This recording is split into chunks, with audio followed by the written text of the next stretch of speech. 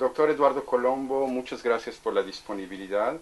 Este material que vamos a videograbar el día de hoy tiene como propósito el de dar a conocer su trabajo en un encuentro en el marco de lo que ahora hemos llamado la Cátedra Interinstitucional Cornelius Castoriadis. Es un encuentro que va a tener lugar los días 5, 6 y 7 de octubre en la Casa de la Primera Imprenta de América. Entonces, muchas gracias por la disponibilidad y por el tiempo. Al contrario, gracias a ustedes de pensar en mí para poder decir algunas palabras. Encantado, Eduardo. Me gustaría entonces dirigir algunas preguntas.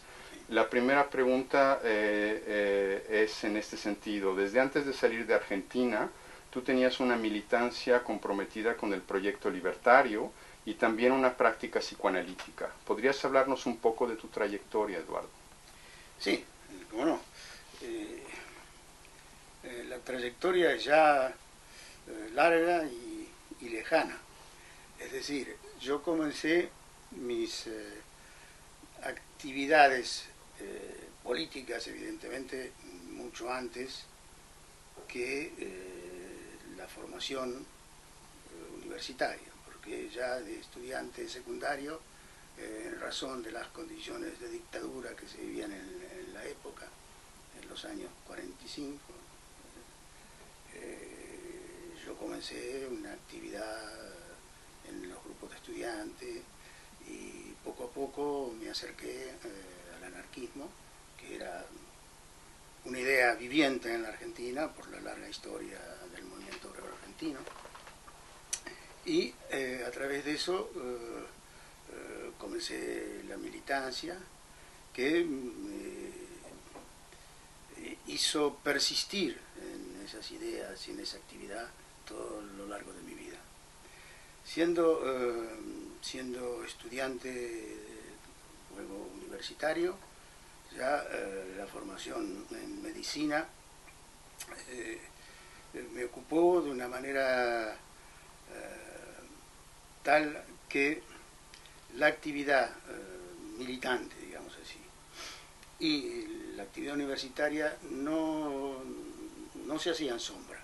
Es decir, yo podía justamente, salvo las situaciones difíciles que pasó la universidad en ese momento y las largas huelgas que me llevaron a la cárcel y después al salir de la prisión de manera totalmente ilegal me habían hecho desaparecer como estudiante, es decir, no figuraba inscripto en la Facultad de Medicina. Así que tuvo que pasar un tiempo hasta que después pude recibirme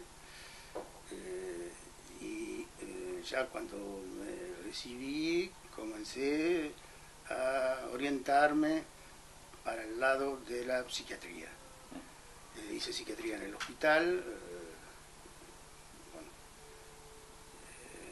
comencé como jefe de trabajo práctico, después la enseñanza universitaria y me orienté rápidamente, porque era también mi interés, hacia la sociología y la psicología, lo que me llevó a seguir los primeros cursos que se hicieron en Buenos Aires de psicología social, que los hizo Enrique Butelman en aquellos años 50, fines de los años 50.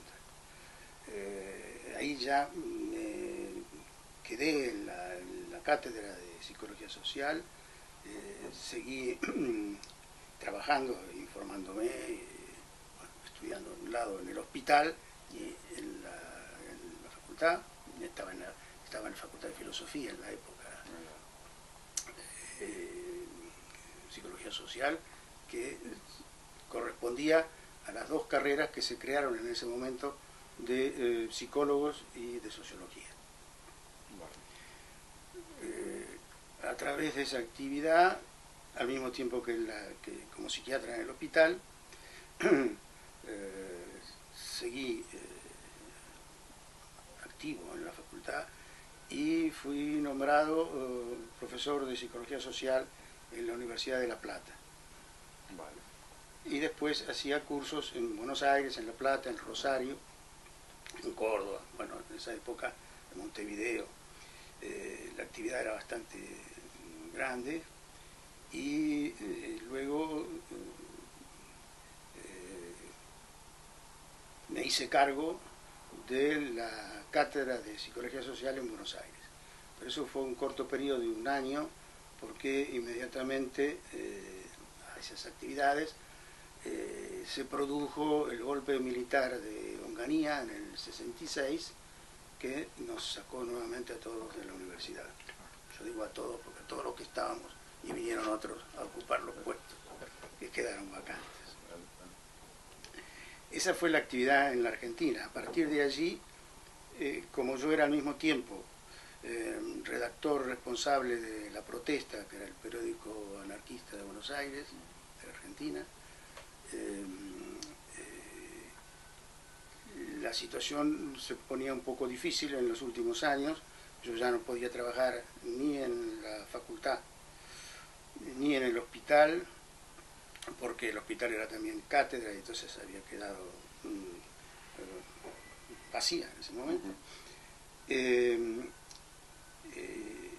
Decidimos con mi compañera, teníamos 2 hijos chiquitos en ese momento, decidimos emigrar. Yo ya había hecho mi formación psicoanalítica, que no había terminado, porque en la Argentina en esa época, y eso es algo que seguramente si hablamos después del estado actual del psicoanálisis habría que retomarlo, la práctica psicoanalítica estaba determinada por los parámetros de la internacional, claro, que en esa época eran 4 sesiones por semana de 50 minutos, lo que llevaba un tiempo grande, sí, y también una gran dificultad para comenzar, para alguien como yo, que después que me fui de la casa de mis padres, viví de mis medios, digamos, así que no vivía demasiado bien como para poder pagarme un análisis, a pesar de que era médico y psiquiatra, era difícil. La universidad no pagaba demasiado bien, es decir que fueron años bastante complicados, lo cual la situación política hizo que determináramos de partir. Eso fue en el 69. Llegamos aquí a París en el 70, con los hijos de 5 y 6 años tenían. Así que los primeros años acá tampoco fueron fáciles, porque los papeles, ¿cómo se dice aquí? ¿Cómo se llama? Los documentos. Los documentos de identidad y los documentos de trabajo, claro, no se conseguían así nomás. Todo exilado les va a decir que para tener la carta de trabajo hay que tener la carta de séjour, y para tener la carta de séjour hay que tener la carta de trabajo. Entonces uno está ahí siempre creyendo que es un imposible. No es un imposible porque se resuelve, pero bueno, hay que ir a la policía cada 6 meses y todo ese tipo de cosas que son. Pero bueno, poco a poco la situación se estabilizó, empezamos a trabajar. Eloísa, mi compañera, rehizo sus estudios de psicología, y yo mis estudios de médico no los pude hacer porque en esa época no había ninguna vía de pasaje de la Argentina, del título argentino de médico al francés. Ahora hay otros medios, hay exámenes más que facilitan un poco la cosa. Pero como psicoanalista no tenía problemas de instalarme, y empecé a trabajar, y eso desde entonces permitió instalarlos aquí. Bueno, desde el punto de vista intelectual, seguramente lo que es importante es que mi formación en psicología social, en sociología y en psicología, me orientaron fácilmente hacia un tipo de pensamiento que se articulaba fácilmente con los trabajos de Castoriadis en Francia.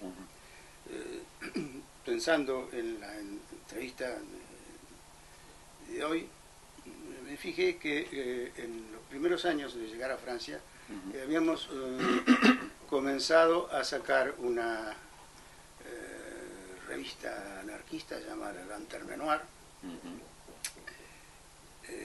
Y en el primer número, no, en el segundo número, en los años 73, creo, más o menos, o 74, hizo un largo artículo sobre la integración imaginaria del proletariado, se llamaba, donde cito varias veces a Cardin, que era el seudónimo de Castoriadis, cuando publicaba en Socialismo y Barbarie. Socialismo y Barbarie. Y no estaba publicado todavía La institución imaginaria de la sociedad. Pero ya en esos artículos de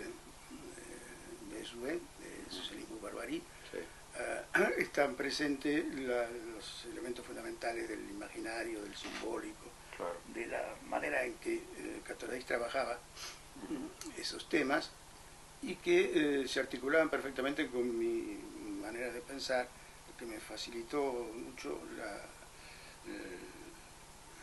la participación, digamos, claro, a la forma en que Castoriadis presentaba los problemas de la institución de la sociedad.